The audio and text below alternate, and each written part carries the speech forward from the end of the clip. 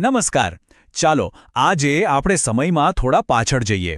કલ્પના કરો ઈસવીસન પૂર્વે 6ઠ્ઠી સદીના ભારતની. એક એવો સમય જ્યારે સમાજમાં ચારે બાજુ જટિલ કર્મકાંડો અને જન્મના આધારે થતા ભેદભાવનું વાતાવરણ હતું. બસ આ જ અશાંતિ વચ્ચે શાંતિની શોધમાં બે મહાન વિચારકોનો ઉદય થયો, ગૌતમ બુદ્ધ અને મહાવીર સ્વામી. તો ચાલો આજે એમની આ અદ્ભુત યાત્રા અને એમના અમૂલ્ય ઉપદેશોને આપણે એકદમ ઊંડાણપૂર્વક સમજીએ. તો સવાલ એ જ છે કે એ કોણ હતા જેમણે એ સમયના કરોડો લોકોને શાંતિ અને સમાનતાનો એક સાવ નવો જ રસ્તો દેખાડ્યો? આ સવાલ જ આપણી આજની ચર્ચાના કેન્દ્રમાં છે. ચાલો સાથે મળીને આના જવાબ શોધીએ અને એ સમયને જીવંત કરવાનો પ્રયત્ન કરીએ. આપણી આજની સફરમાં આપણે સૌથી પહેલાં એ સમયના વાતાવરણને સમજીશું, પછી બુદ્ધ અને મહાવીર બંનેના જીવન અને એમના ઉપદેશોને બારીકાઈથી જાણીશું, એમની વચ્ચે એક તુલના પણ કરીશું અને હા, છેલ્લે પરીક્ષા માટેના સૌથી ખાસ મુદ્દાઓ પર પણ નજર નાખીશું, જેથી એક પણ નાની વિગત છૂટી ન જાય. તો ચાલો શરૂઆત કરીએ એ સમયથી. એક એવા ભારતની કલ્પના કરો જ્યાં એક મોટા પરિવર્તનની લહેર આવવાની તૈયારીમાં હતી અને લોકો સામાજિક અને ધાર્મિક સમસ્યાઓના નવા જવાબો શોધી રહ્યા હતા. જુઓ, એ સમયમાં શું હતું કે સમાજ મોંઘા યજ્ઞો, જટિલ કર્મકાંડો અને ઊંચ નીચના ભેદભાવમાં ખરેખર ફસાઈ ગયો હતો. સામાન્ય માણસ માટે તો ધર્મ એક બોજ જેવો બની ગયો હતો. લોકોને એક એવા રસ્તાની તલાશ હતી જે સાવ સરળ હોય, નૈતિક હોય અને મનને સાચી શાંતિ આપી શકે. બસ આ જ સમયે ગૌતમ બુદ્ધ અને મહાવીર સ્વામી એક આશાનું કિરણ બનીને આવ્યા. સારું, તો સૌથી પહેલાં વાત કરીએ ગૌતમ બુદ્ધની, જેમની યાત્રા રાજમહેલના વૈભવથી શરૂ થઈ અને જ્ઞાનના પ્રકાશમાં પૂરી થઈ. એક એવી યાત્રા જેણે આખી દુનિયાને એક નવો રાહ ચીંધ્યો. આ છે રાજકુમાર સિદ્ધાર્થ, કપિલવસ્તુના શાક્ય ગણરાજ્યના રાજા, શુદ્ધોધનના પુત્ર. એમની પાસે દુનિયાની બધી જ સુખ સુવિધાઓ હતી, પણ રાજમહેલની ઊંચી દિવાલો પણ એમના મનને સંસારના અસલી દુઃખ એટલે કે બીમારી, વૃદ્ધાવસ્થા અને મૃત્યુના વિચારોથી રોકી ન શકી. આ દૃશ્યોએ એમના મનમાં ઘણા ઊંડા સવાલો ઊભા કર્યા. ચાલો એમના જીવનના મુખ્ય પડાવો પર એક નજર કરીએ. આ તારીખો અને ઘટનાઓ પરીક્ષા માટે ખાસ યાદ રાખવા જેવી છે. વિચાર કરો, લગભગ 30 વર્ષની યુવાન વયે સત્ય અને જ્ઞાનની શોધમાં એમણે રાજમહેલ અને પોતાના પરિવારનો ત્યાગ કરી દીધો. આ ઘટનાને મહાભિનિષ્ક્રમણ કહેવાય છે. વર્ષોની કઠોર સાધના પછી બિહારના બોધગયામાં એક પીપળાના ઝાડ નીચે વૈશાખી પૂર્ણિમાના દિવસે એમને પરમ જ્ઞાન પ્રાપ્ત થયું. એમણે પોતાનો પહેલો ઉપદેશ સારનાથમાં આપ્યો અને છેવટે 80 વર્ષની ઉંમરે કુશીનારામાં એમણે દેહત્યાગ કર્યો, જેને નિર્વાણ કહેવાય છે. અને બસ આ જ્ઞાન મળતાની સાથે જ રાજકુમાર સિદ્ધાર્થ મટીને બુદ્ધ બની ગયા. બુદ્ધ શબ્દનો અર્થ જ થાય છે જાગૃત વ્યક્તિ.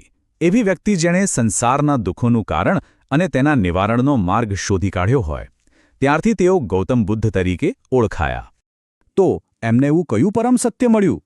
એમણે 4 આર્ય સત્યનો ઉપદેશ આપ્યો, જે એમના સમગ્ર દર્શનનો સાર છે. એમણે બહુ જ સરળ ભાષામાં સમજાવ્યું કે જુઓ, દુનિયામાં દુઃખ છે અને એ દુઃખનું મૂળ કારણ છે આપણી ક્યારે ન સંતોષાય એવી ઈચ્છાઓ, એટલે કે તૃષ્ણા. જો આ ઈચ્છાઓનો ત્યાગ કરી દેવામાં આવે તો દુઃખનો અંત શક્ય છે. અને આ કરવાનો જે રસ્તો છે એ છે અષ્ટાંગિક માર્ગ.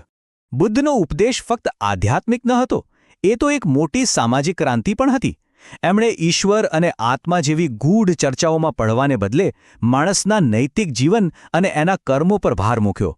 એમણે જટિલ યજ્ઞો અને ઊંચ નીચના ભેદભાવને સખત રીતે નકારી કાઢ્યા અને સ્પષ્ટ કહ્યું કે કોઈ પણ વ્યક્તિ જન્મથી મહાન નથી બનતો, પણ પોતાના સારા ગુણ અને સારા કર્મોથી જ મહાન બને છે.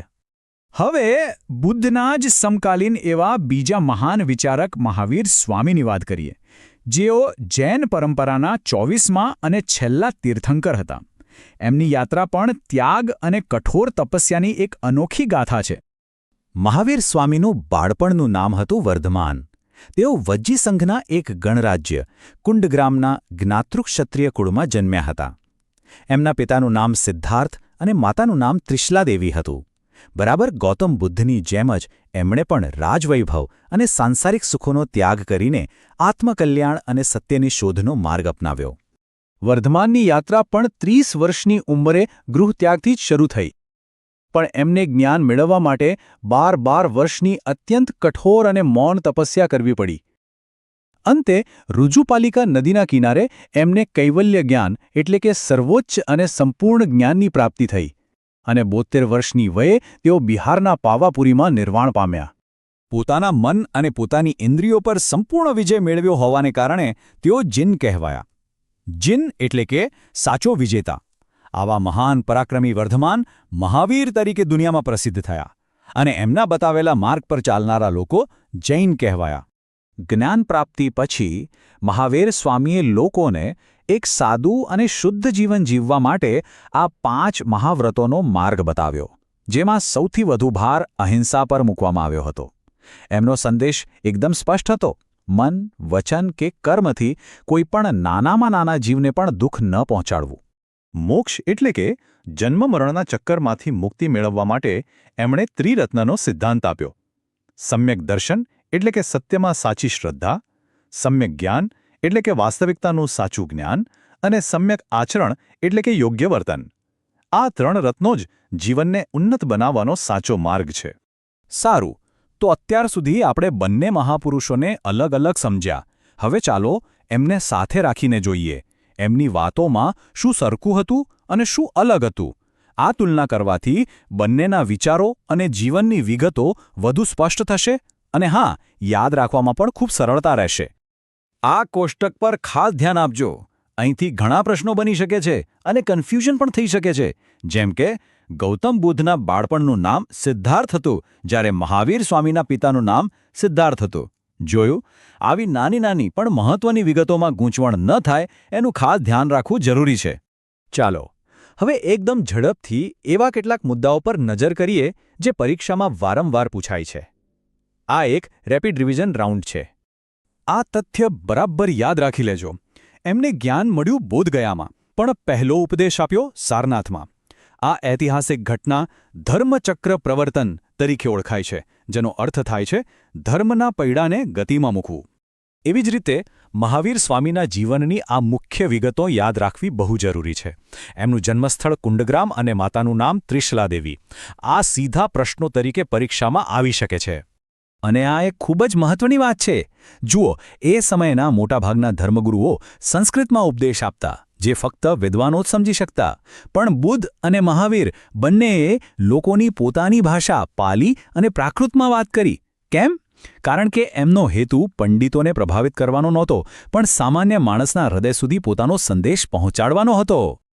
તો જોયું ને, ભલે એમના દર્શનમાં થોડા તફાવત હોય, પણ એમનું મિશન એક જ હતું. બંનેએ અહિંસાને સર્વોપરી ગણી. બંને જટિલ કર્મકાંડો અને સામાજિક ભેદભાવનો જોરદાર વિરોધ કર્યો અને બંનેએ પોતાનો સંદેશ સામાન્ય લોકોની ભાષામાં આપ્યો. આ જ એમની સમાન વિચારધારા હતી. અને અંતે એક વિચારવા જેવો પ્રશ્ન: લગભગ 2500 વર્ષ પહેલાં આપેલા આ ઉપદેશો શું આજે પણ એટલા જ ઉપયોગી છે? શું અહિંસા, સત્ય અને કરુણાના સિદ્ધાંતો આપણી આધુનિક સમસ્યાઓ જેમ કે તણાવ, હિંસા અને અસમાનતાનો ઉકેલ લાગી શકે છે? આ પ્રશ્ન પર ચોક્કસ વિચારવા જેવું છે. વિચારતા રહેજો.